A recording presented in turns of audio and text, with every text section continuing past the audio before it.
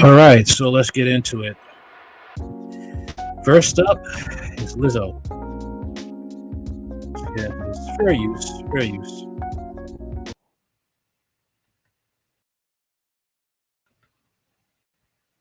Just today, that complaint was filed in Los Angeles County Superior Court against Melissa Vivian Jefferson, which is singer Lizzo's legal name. And today I spoke with three of her former dancers who allege they were victims of sexual harassment and assault.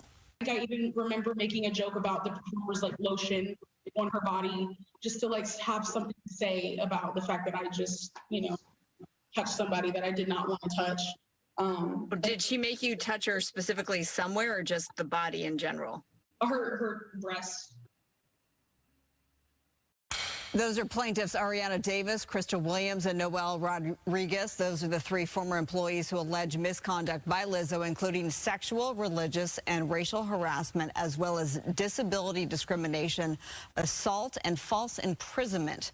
The incident Ariana Davis just described right there refers to a night out in Amsterdam where Davis says Lizzo made her touch a naked performer at a nightclub. The ladies say these incidents date back to 2021. They described to me a hostile work environment in which they worked under the threat of being fired. All right, let's get into the article right here, talking about that.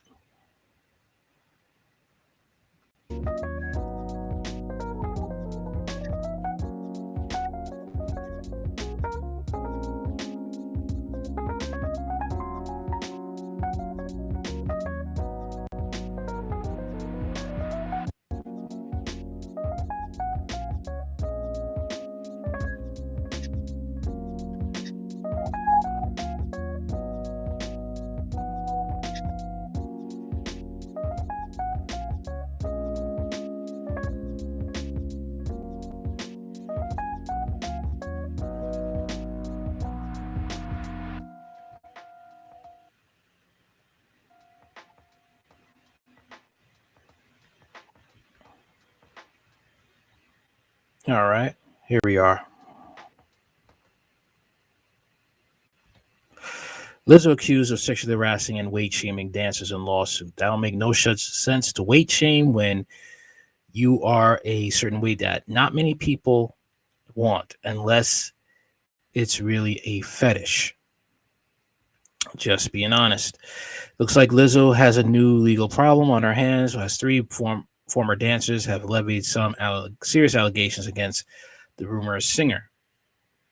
I'll retract that. Yeah, there are people who like, they like the big girls, but, you can't be body shaming if you don't like it.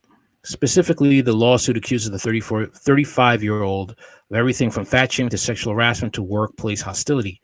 Additionally, the lawsuit names her production company, Big Touring Incorporated, and dance captain Shirley Quigley as defendants.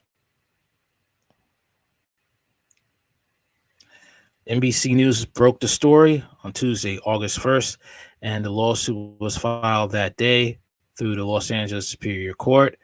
Attorney Ron Zambrano represents the three former dancers, Ariana Davis, Crystal Williams, and Noel Rodriguez, and called the matter demoralizing considering everything Lizzo stands for publicly. Within the lawsuit, Davis recalled that after a South by Southwest performance, Lizzo allegedly called the dancer less committed to her role than others, which he dubbed a thinly veiled jab at her weight. Another allegation, supposedly stemming from an after party at an Amsterdam strip club, the singer is accused of inviting cast members to take turns touching the nude performers, catching dildos launched from the performers' vaginas, eating bananas protruding from the performers' vaginas. You guys, sometimes you just got to bite the bullet on the job, and whenever certain things like this come up, just walk out, just quit. You take away their power. Wherever you work at, just quit. You got to do what you got to do. You got to quit. Eventually, the lawsuit accuses Lizzo of pressuring Miss Davis to touch the breasts of one of the nude women. After the dancer shared her reservations, Lizzo allegedly began leading a chant while demanding a visibly uncomfortable Ms. Davis to engage with the performer. Regarding this situation, the lawsuit slams Lizzo for having little regard for her employees' bodily autonomy. At first I thought this was like three male backup dancers with muscles that she was harassing, but after reading this, I had to dig further. Aside from the allegation above, Williams accuses Lizzo of firing her after shutting down accusations of her drinking on the job. As for Rodriguez, she says the artist intimidated her by cracking her knuckles and balling her fists during the dancer's resignation. Rodriguez also says Lizzo flipped her off while calling her a slur during interaction.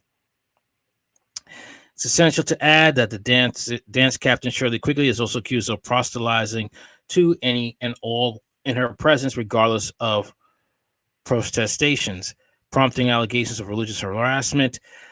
After others asked her to stop, Quigley declared, "No one will stop me from talking about the Lord." Quigley, what? Talking about you trying to witness to people after you just come from a strip club? Quigley allegedly involvement doesn't end with religious harassment, though. She and Lizzo are also accused of taking turns berating Davis before firing her on the spot.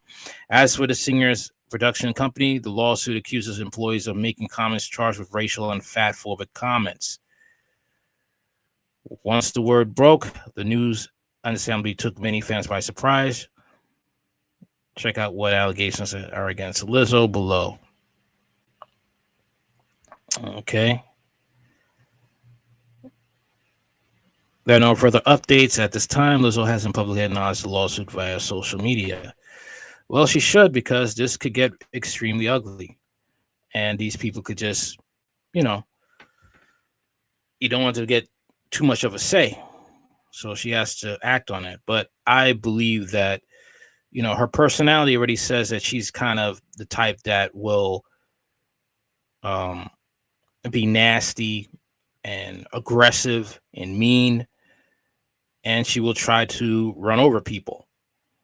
And she's even willing to use violence to get what she wants, which is shown in the allegations made by the person that felt uncomfortable, all right, when she forced them to interact with male strippers. All right, let's move on to the next topic. Okay, and this is a very sad topic right here. The military is not a place to be anymore. I mean, you got to find somewhere else to work, because they're doing really inhumane and sick crap to people. All right, let's get into this one right here.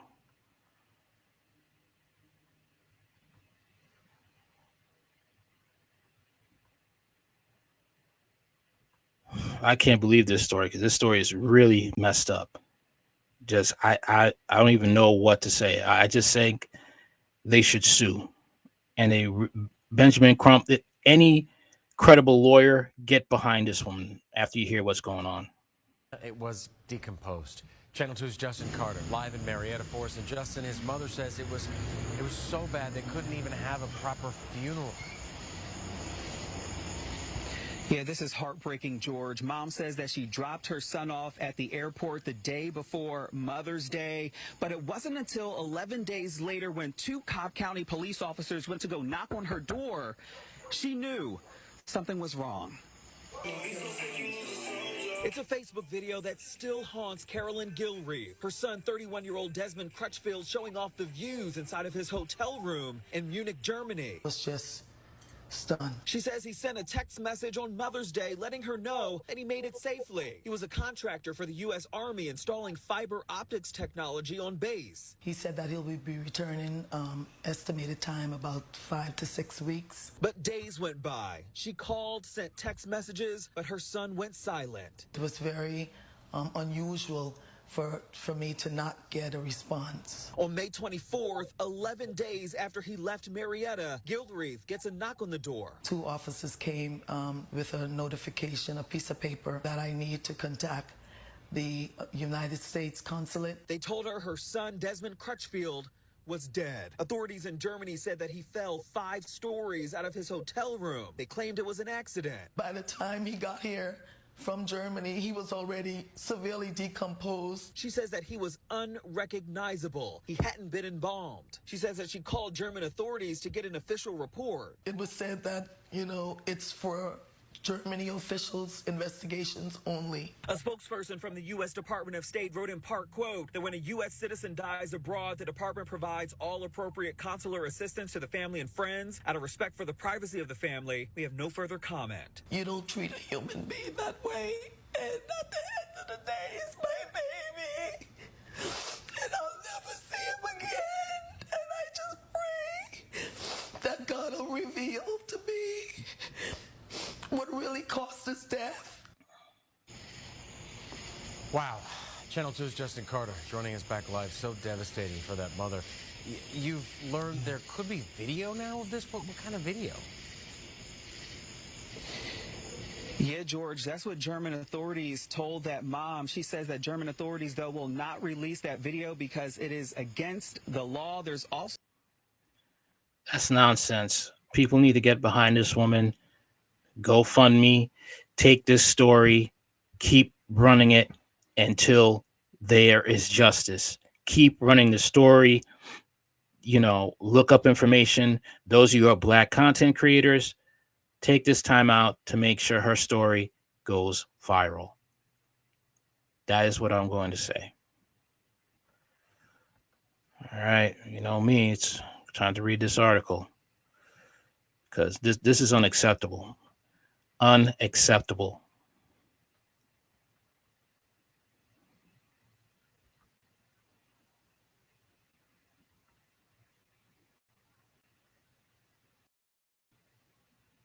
I don't even know how I would handle it if this was my kid. I know how I would handle it, but it would be shoot. I'd be on the run probably. Married Georgia, Cobb County mother is desperate for answers after she says her son mysteriously died while working for the U.S. government in Germany. Desmond Crutchfield, 31, was working as a contractor for the U.S. Army installing fiber optics technology at a base in Germany. He said that he's been to returning estimated time for about 5 to 6 weeks stay. His mother, Carolyn Gilbreth, told Channel 2 Justin Carter. She says he sent her a text message on Mother's Day to let her know that he made it safely. He also posted a video on Facebook showing off the views from his Munich hotel. Gilbreth said days went by and she didn't hear from him. She called and sent text messages, but her son had gone silent. It's very unusual for me to not get a response from him.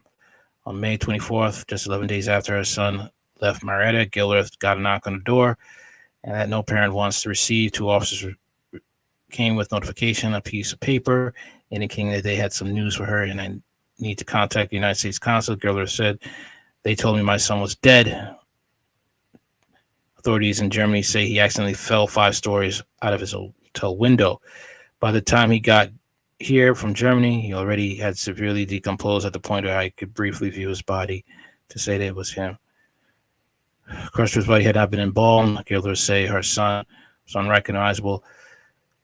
They decided to send him on a 17-hour flight to Atlanta, where he decomposed even more. She said his head and frontal lobe injury trauma that left his jaw for 3 inches swollen.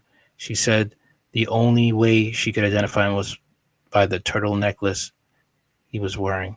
Gilbreth attempted to get an official report from the German officials, but was denied. They said it was for Germany investigations officials only, she recalled. Spokesperson released a statement on Wednesday that read, when a U.S. citizen dies abroad, the department provides all appropriate and consular assistance to the family and friends. Depending on the situation, this includes attempting to locate and inform next of kin of the death, providing information on the local burial or return of the remains to the United States. Out of respect for the privacy of the family, we have no further comment. You don't treat a human being that way. At the end of the day, he is my baby. I'll never see him again. Gilbreth said, I just pray that God will reveal me what really caused his death. Gilbreth just set up a GoFundMe campaign to help offset her son's burial costs.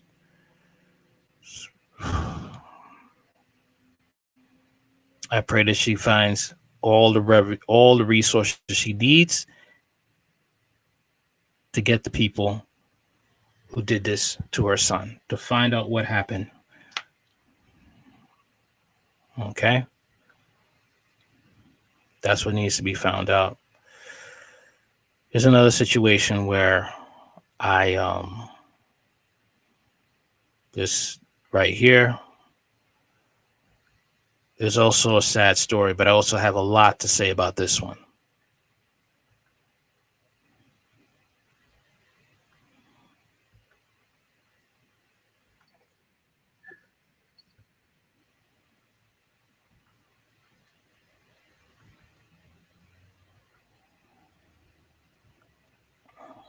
I have a lot of questions to ask about this one, though. A lot.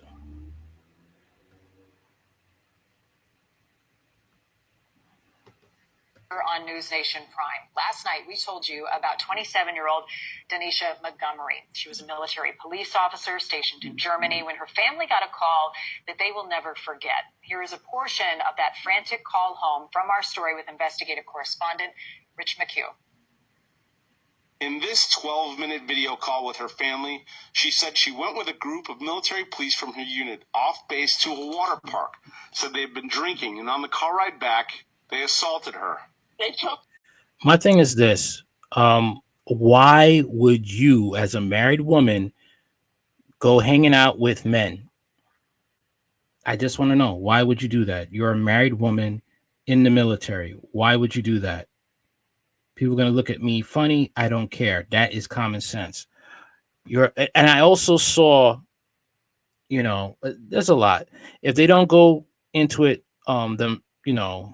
if they don't go fully into her history, I'll go into it. Let's just keep going. But that's an honest question. You're a married woman. Why are you going to the water park, to a bar with a bunch of dudes? This is why I think, married people don't belong in the military. They don't. Helped me out. What they did, they was doing me in the car. I kept telling them, I was like, I can't breathe. I was like, I can't breathe. She was also in Germany. Gasping for air. I was like, bro, I ain't never been so scared about life. I thought I was going to die in the car, bro. In and out of tears on the call, she vowed to report her assault the next day. I'm going to talk to CID tomorrow. And what? Tell them that you just want to get out or what? Yeah, to get out. Oh, wow. I'm telling them that I don't want to be here no more. I'll do whatever I have to do, Mom. I'm coming. I can't be here no more. I don't trust them. I don't trust my leadership. I don't want to be here with none of them no more. In a text message to her uncle the next day, she wrote, "They told me if I report an assault, I'll be charged with assault too because I mushed the female and bit the male that was choking me." 21 days later, on August 9th, Denisha Montgomery was found dead in her barrack. That's okay. So here's the thing, right? The fact of the matter is she was the one holding down the family, right? People are gonna look at me weird. All right.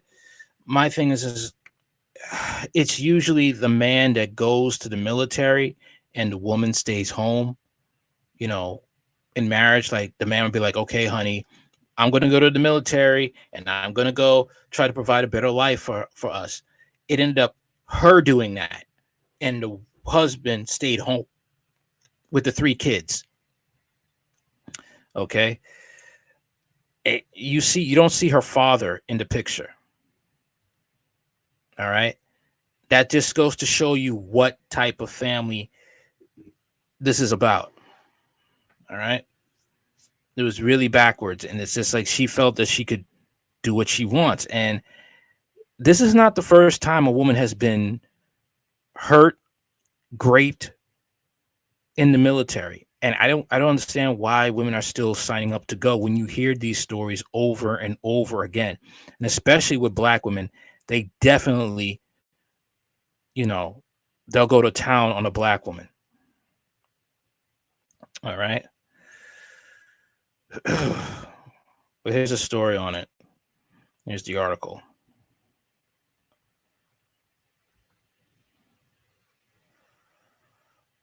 right.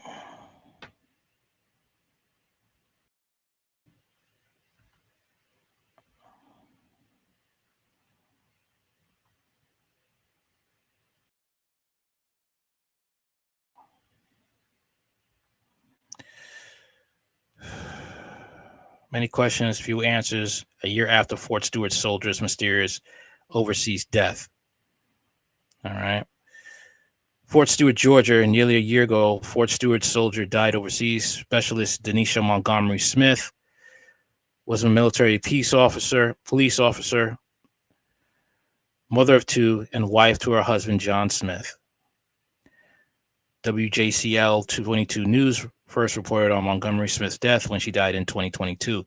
She was a great person. She was strong. She was bold. She stood tall, said her sister, Jada Montgomery. According to the final report issued by the United States Army, Montgomery Smith took her own life by hanging on August 9th, 2022. While deployed in Germany, her family says they questioned that finding because an initial report immediately followed her death reached different conclusions regarding the circumstances around her death. For example, in an altercation just weeks prior to when she was found dead, she was assaulted by fellow soldiers. According to the initial report, following that altercation, Montgomery Smith made a 12-minute video phone call to her family where she told them she was assaulted by the soldiers. They were on their way back to the base from a German water park where, according to the initial and final reports, they were drinking. Like I said, that was a really bad move. WJCL 22 News obtained the video for where Montgomery Smith said to her family, "I just want to come home. Look what they did to me. I can't be here no more. I don't trust them. I don't trust my leadership." That's how it rolls back there, man. Male or woman getting assaulted, essayed. It's your word against them, and they will make it to a point where if you do go to court, your whatever you rank you have, it will be bumped off, and you could lose your benefits. So many people just keep their mouth shut and just, do their time and get out. Sad as it is, but that's how rigged the military courts is when it comes to this. The final report says Montgomery Smith's fellow soldiers were restraining her because she was drunk and trying to jump out of the moving car. The initial report says more force was used than necessary. The initial report also says that she was assaulted during this incident, while the final report claims she was not. While neither report draws a different connection between the altercation in the car and her death, the Army has, in a more recent supplemental investigation, found that there was a, quote, climate of indiscipline, a culture of systematic fraternization and inappropriate relationships while the unit was deployed. 21 days following the water park incident, Montgomery Smith was found dead in her barracks. The initial report says her leadership did not know of any of the behavioral issues, while the final report says Montgomery Smith was suicidal because she was dealing with financial troubles and marriage problems. No marriage problems. It was just her being gone and feeling lonely. The reason she was talking suicidal stuff is because she was trying to find a way to get out of the military quicker without worrying about dealing with her leadership or anything, said Montgomery Smith's husband, Josh.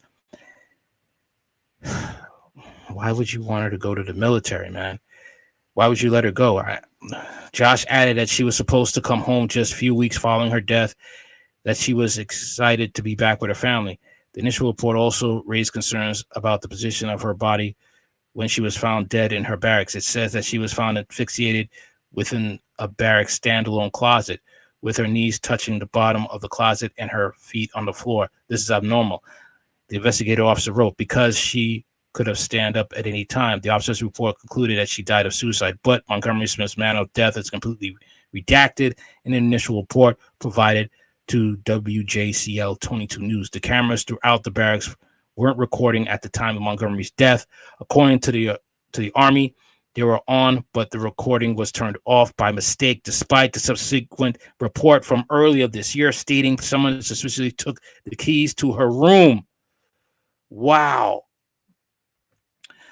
Montgomery Smith's sister, Brooklyn Bryce, says she's ending her own military career because of what happened to her sister.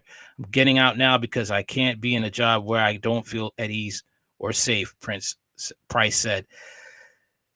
The family's main concern is the difference between the initial and final reports. When WJCL 22 News asked the Army about this. They said the initial report was a preliminary inquiry before a full investigation, and that final report replaces the initial one. The family is now calling on the Federal Bureau of Investigation to investigate Montgomery Smith's death. Iowa Senator Chuck Grassley has sent 2 letters to the Department of Defense requesting additional information about the investigation into her death. Army representatives declined on-camera interview, but they did send WJCL 22 this statement. We extend our heartfelt condolences to SPC Montgomery family and have provided them comprehensive updates on the completed law enforcement and command investigations into her death. We continue to encourage all of those experiencing personal difficulties to seek assistance. Lieutenant Colonel Terrence Kelly, United States Army Public Affairs. No charges have been filed, and the Army maintains that Specialist Montgomery Smith died by suicide. This reminds me of a case I heard when I was surfing the net, and there's a case of a mother who had to bury her daughter. A married couple, they had to bury their daughter on her 18th birthday or 21st birthday. They did an autopsy because how she died didn't sound right to them. That she deleted herself with an M16, but that's not what happened. What happened is that she was assaulted, and that's all I could say. But that's what happened.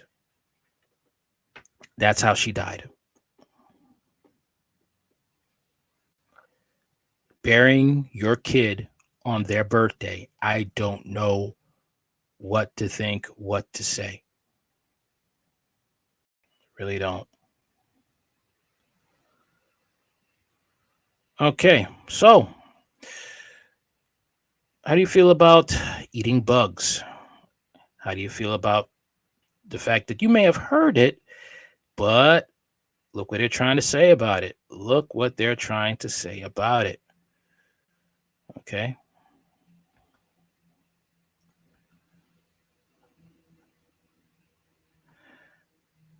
Okay, let's get into what they're trying to say about that little piece of information.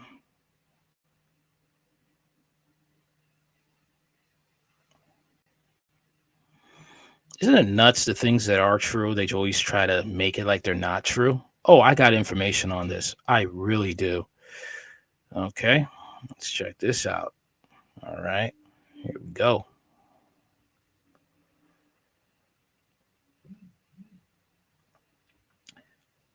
This right-wing conspiracy theory about eating bugs is about as racist as you think. Really?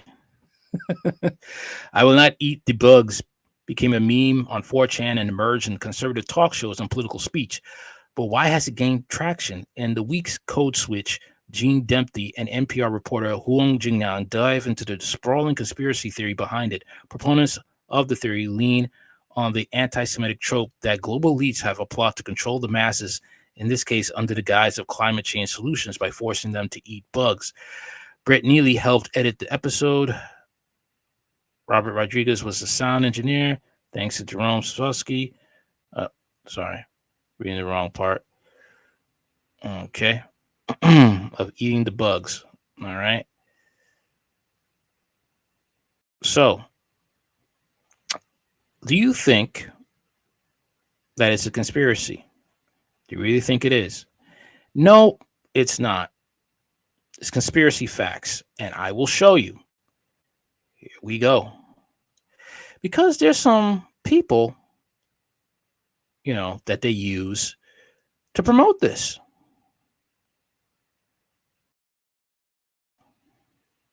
And here it is. Hold on 1 second.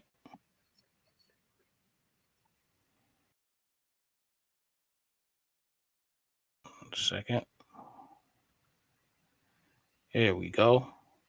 And this is from Robert Downey Jr. on having a conversation online with Stephen Colbert.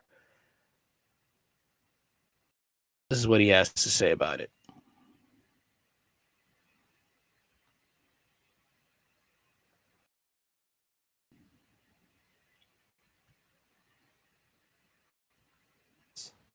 What is that? Well, that's an insect-based premium protein. It's made from molitor, which is mealworm larvae. The company is called Insect. This is infras. This is for fertilizer. And as you have there, this is a powder derived from the mealworm, and it's a insect protein just been approved by the EU for human consumption. You're not just getting me to eat dirt, are you? No, man, I wouldn't. Let's play that again. Right. What is that? Well, that's an insect-based premium protein. It's made from molitor, which is mealworm larvae. The company is called Insect. This is infras. This is for fertilizer. And as you have there, this is a powder derived from the mealworm, and it's a insect protein just been approved by the EU for human consumption. You're not. Yeah. Robert Downey Jr., y'all. The person that says he's Aleister Crowley's little brother. He compares himself to Aleister Crowley. Look that up. You could Google that comment. Guess who else thinks about this is okay? Guess who else? All right.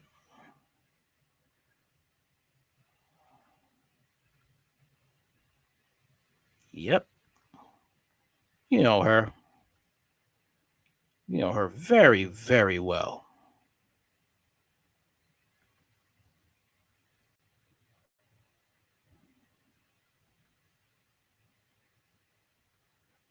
It's Angelina Jolie. Where you have the teeth? Oh, wow. Take the fangs out. Yeah. Have you done this before? Yeah. I think it's always been a part of the diet, the bugs, but then I think there is a truth to the survival during the war. Of course, when people were being starved, they were able to survive on things like this, and they did. When was the first time you had these bugs? I first had them when I was first in country. Crickets. You start with crickets. Yeah. Crickets in a beer, and then you kind of, move up to tarantulas. Go ahead. What they don't tell you is the fact that there's a chemical in these bugs called chitin. Chitin does not agree with the human body, with the human digestive tract, which will cause a lot of problems with your body and can be fatal. That's what they don't talk about. Let's continue, though, shall we?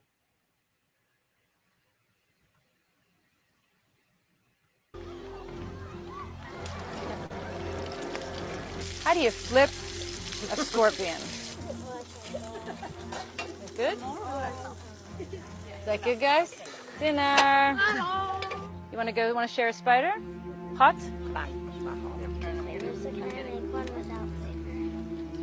It's actually really good, the flavor. Okay. Nice. Huh? I can see why you're into this. It's hard to chew, the scorpion. Dried chips. Like chips, yeah. Hey, scorpion's poisonous. So how do you get the poison out? Yeah, like flavorless chips. Yeah. Many surprises.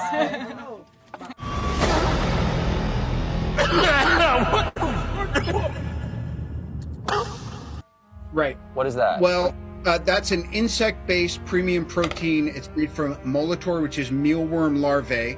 This is a powder derived from the mealworm, and it's a insect protein just been approved by the EU for human consumption. It's just a protein supplement? Exactly. I could put this in a smoothie or something? I'm telling you, yep, and they'll be making all kinds of stuff out of it. And by the way, it is the making of it is severely reducing the amount of emissions it takes. It is a innovation just in we're doing something incorrectly. If we make this switch, it's a huge intervention. I'll beat your goddamn. This is just, yeah. Yep. That right there is,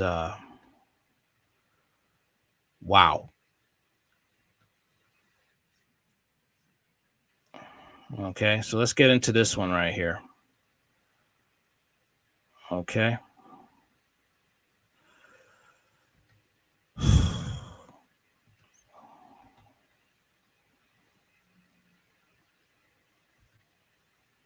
Let's get into this story, but this is what they're telling you all to do, man.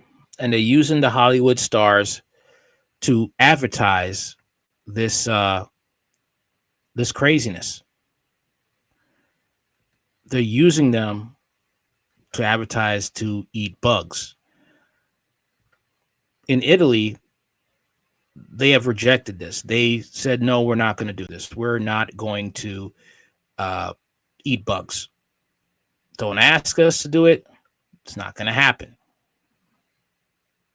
All right. So let's get into the story of Michael Corey Jenkins.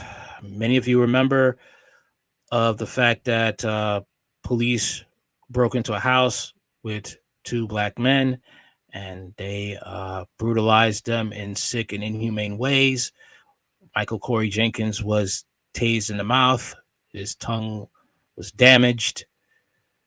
And this is the update. Fair use.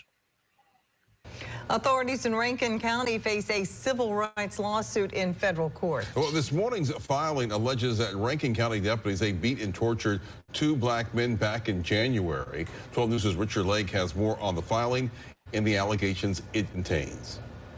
A lawsuit filed on behalf of Michael Corey Jenkins and Eddie Terrell Parker seeks $400 million in damages for alleged abuse by Rankin County deputies. The 14-count suit goes into detail about the alleged misconduct on the night of January 24th in the town of Braxton.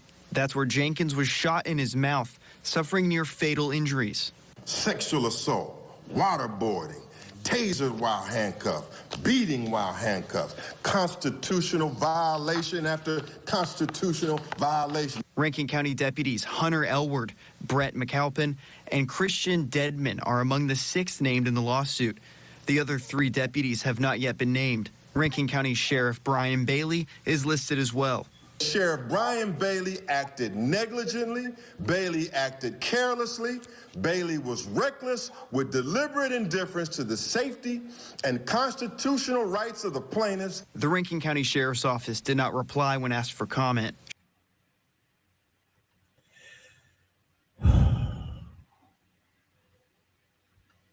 Like I said, people need to keep this story alive.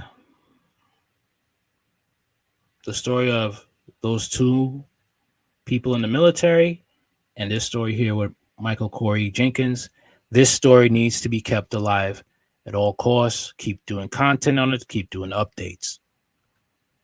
All right. The sick thing about this is the only thing that happened to these sickos is that they were fired. They weren't put in jail. They were fired. That's all that happened. Okay. We still have racism in this country. I don't care what anybody says. I don't care what they say, that nonsense that all lives matter. It does not. Deputies accused of abusing black men are fired by Mississippi Sheriff amid federal probe. Jackson, Mississippi, all 5 Mississippi deputy sheriffs who responded to an incident where 2 black men accused the deputies of beating and sexually assaulting them before shooting one of them in the mouth has been fired or resigned, authorities announced Tuesday.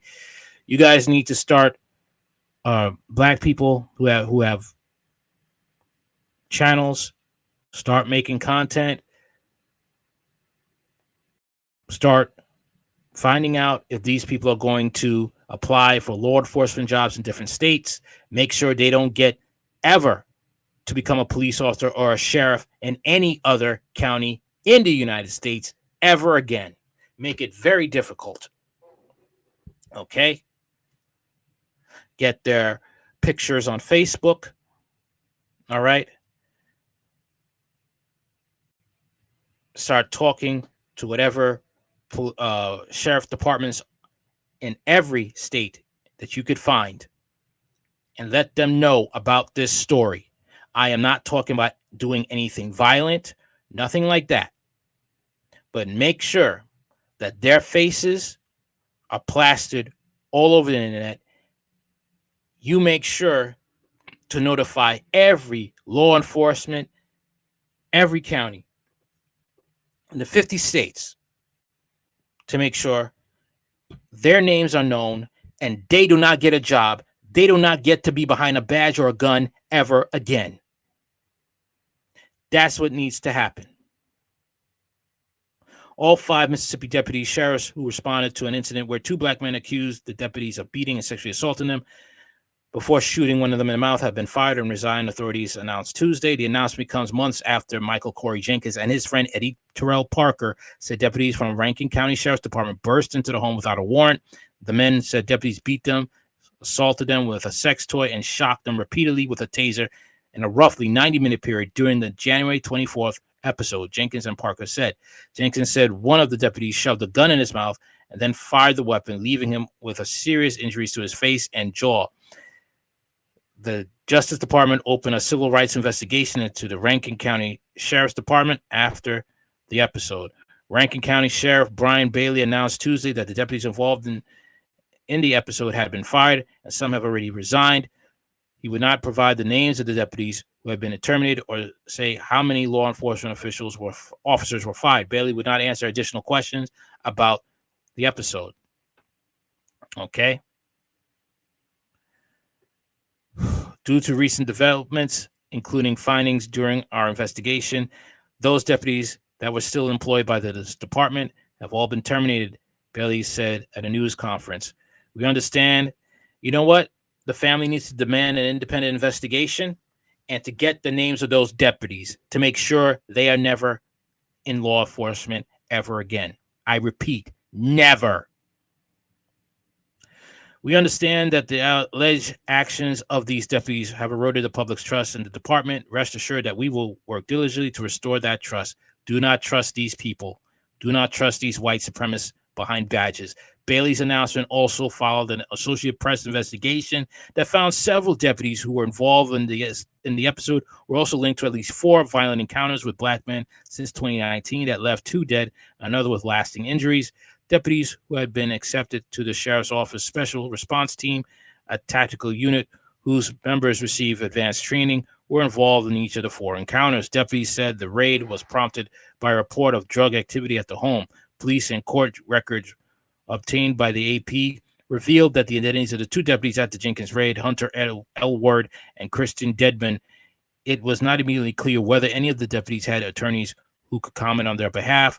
In a phone interview Tuesday, Jason Dare, an attorney representing the Rankin County Sheriff's Department, said the department knows of 5 deputies who conducted the Jenkins raid. Jenkins and his attorney said 6 deputies were at the home. All 5 identified by the department were either fired or resigned. There is no body camera footage of the episode. Records obtained by the Associated Press showed that the tasers used by the deputies were turned on, turned off, or used dozens of times during a roughly 65-minute period before Jenkins was shot. Jenkins and Parker has also filed a civil rights lawsuit and are seeking $400 million in damages. In a statement Tuesday, Malik Shabazz, an attorney representing Jenkins and Parker, celebrated the firing of the officers and called for criminal indictments of deputies by the state attorney general and the Justice Department. Firing of the Rankin County, Mississippi Sheriff's deputies involved in the torture and shooting of Michael Jenkins and Eddie Parker is a significant action on the path to justice for one of the worst law enforcement tragedies in recent history. Shabazz said Sheriff Brian Bailey has finally acted after supporting much of the bloodshed that has occurred during his reign in Rankin County. There has to be a clean house. Fire everyone in charge. Fire the person in charge who refuses to give the names. There has to be a clean house. Michael Goldberg is a corpse member of the Associated Press. I'm not reading that. Okay. That has to happen. All right. This is not a victory. It's not going to be a victory until all of the people involved are behind bars. That is what needs to happen. Okay. Now let's look into the city of Memphis and what's going on with that right now.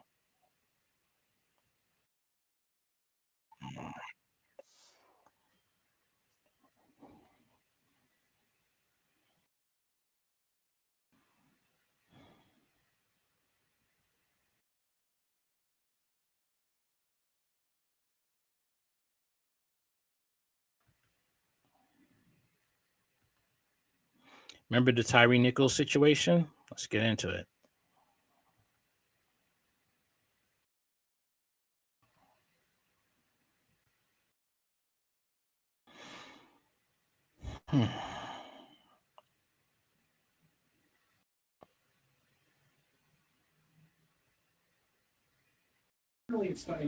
Look at this, y'all. A complete investigation into the full Memphis Police Department. Tyree Nichols shined a light. He sure did. That situation shined a light on what's going on. Let's get more deeper into this topic. Okay.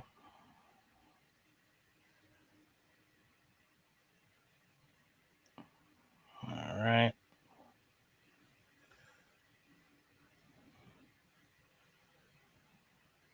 Okay.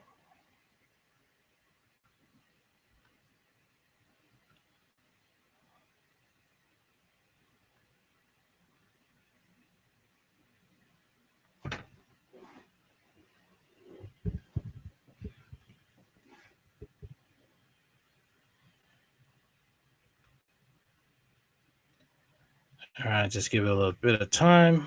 It's coming up. Yep, here we are.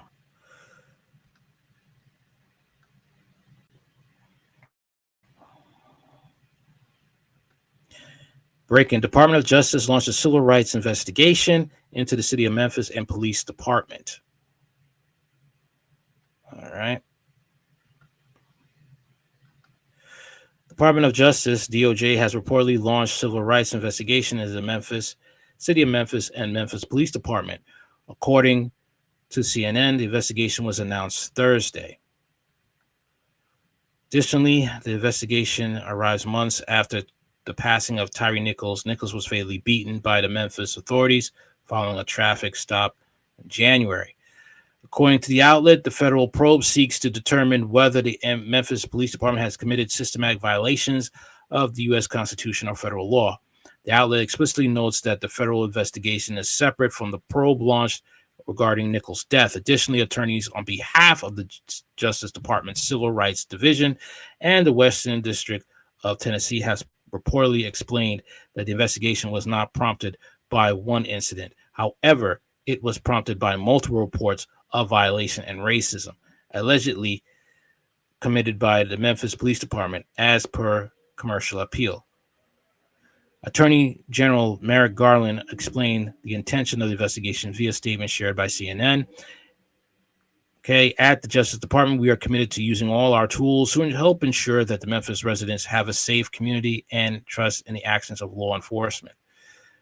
According to the Commercial Appeal, the Department of Justice has received multiple reports of Memphis Police Department officers escalating public interactions with excessive force. Additionally, reports have been received that alleged officers have also used such force when dealing with people who are already restrained. The reports allegedly add that the incidents result in serious physical injuries for those involved. Furthermore, the Department of Justice has also received reports that officers exercise racially discriminatory stops of Black people for minor violations.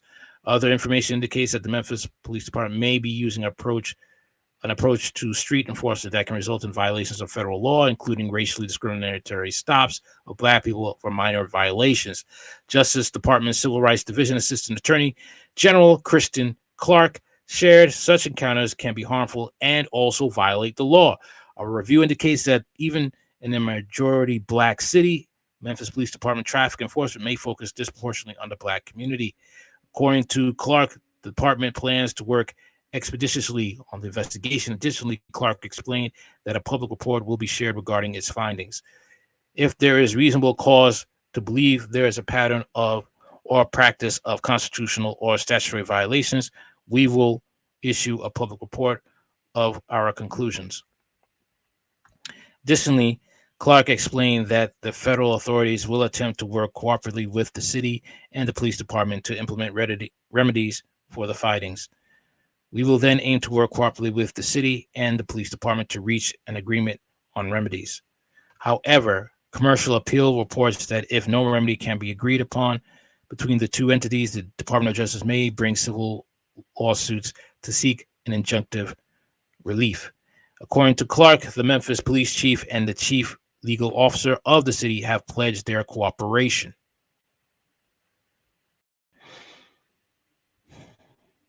Well, I'm looking forward to this. And what happened in Memphis should not happen at all. Shouldn't. But I'll keep you posted on that. All right.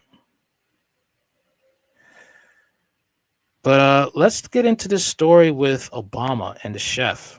I think you will find this very interesting. Very, very interesting.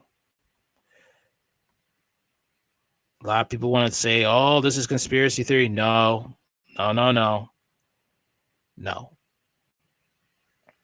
This is conspiracy facts. I tell you, I deal with conspiracy facts over here. Let's take a look. What is this? Obama spotted with a black eye and bandaged fingers days after the death of a personal chef. Again, this is the second chef to die in connection to the presidents. Look at this man. Look at his fingers.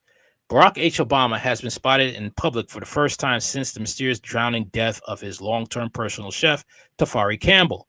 And the former president was covered in cuts and bruises. Barack and Michelle Obama were spotted separately at the Vineyard Golf Club and Farm Neck Country Club, respectively, according to the photos obtained by the Daily Mail.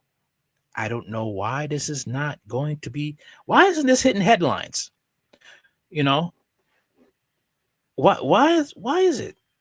I know if this was Trump, I know for a shadow of a doubt, if this was Trump and a chef that was living with him after the presidency, and that chef ended up disappearing, it would be a firestorm. Dressed in a green polo shirt and white shorts, Barack Obama was photographed on the golf course at the exclusive Vineyard Golf Club. The former president was sporting bandaged fingers and a black eye, which caused speculation online. Yeah.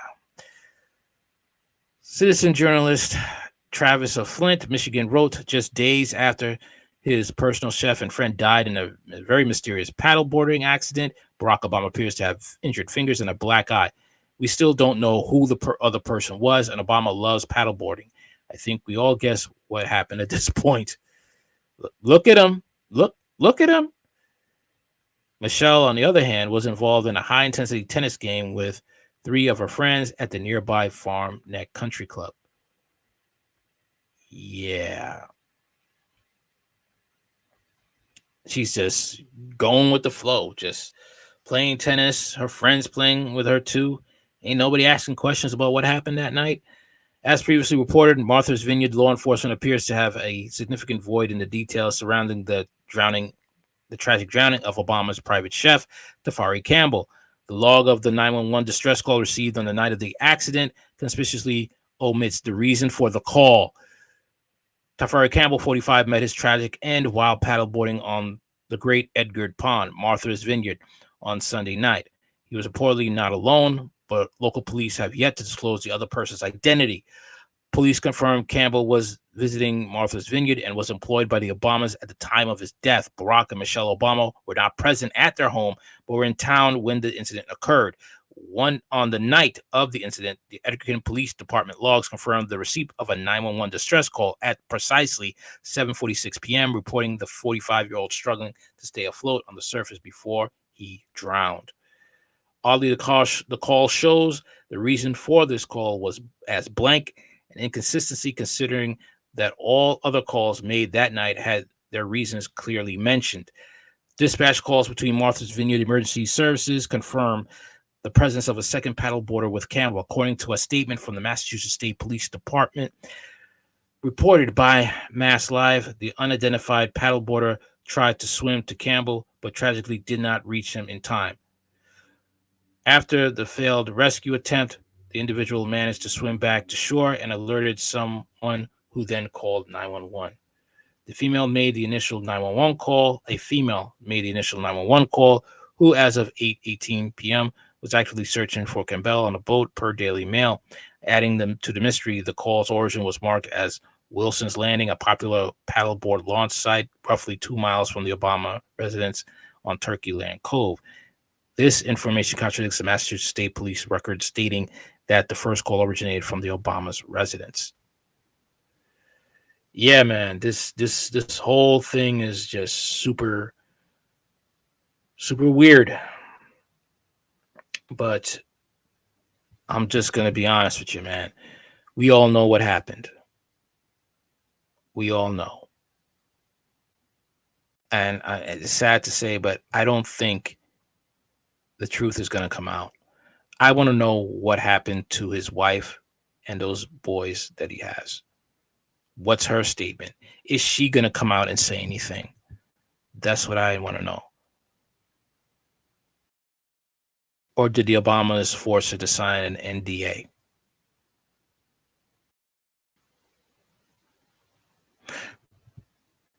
Anyway, that's all I got for now. Anything you want to know about this channel's in the description box. I'm on Rumble. I'm on Spotify. Later. Like, share, comment, and subscribe.